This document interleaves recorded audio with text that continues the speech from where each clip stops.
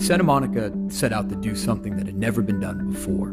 Become the first city in the world to measure well-being and use that information to improve people's lives.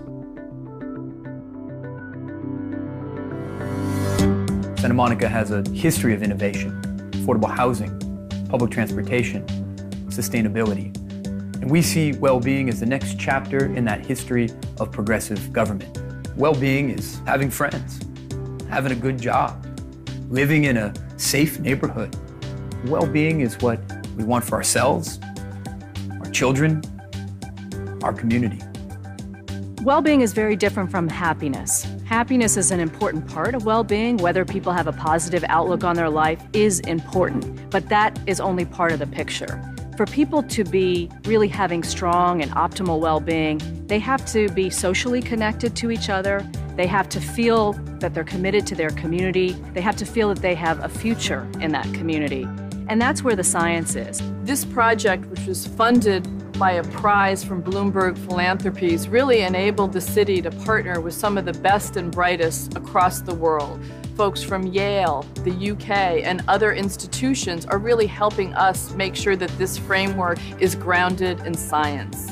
So we set out to create the Wellbeing Index, a tool to measure what matters most, which is how people are doing. We then decided upon measuring well-being in 5 areas. Health, the place where you live, community, learning, and economic opportunity. We then went and gathered information and data from across city departments. We fielded a robust resident survey. The RAND team has done some mining of social media to see what people are talking about on Twitter. But data by itself is not information. It has to be looked at, analyzed, and then packaged in ways that are consumable. And we took those pieces of information to identify how we were going to proceed with the project, what we were going to measure, and then how we were going to make sense of it. All of this coming together to give us a very multi-dimensional picture of how people are doing. Now we can create a baseline for specific issues and get an overview of well-being across the whole city. This gives us a great reference point to measure our progress as we move forward. Santa Monica is a real city dealing with real urban issues and challenges.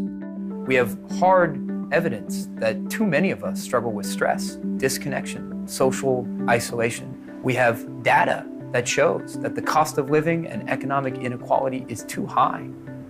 We know that young people are struggling and seniors in our community are flourishing. We know that our access and success when it comes to learning can be improved.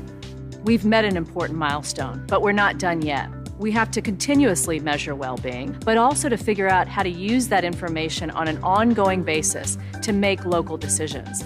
Now that we know more about how we're doing, we can act. And we all have a role to play. Residents can do something, but they can't do it alone. Organizations can do something, but they can't do it alone. Institutions, the school district, the college, city government can do something, but they can't do it alone. It's only together that we can create a community that truly thrives.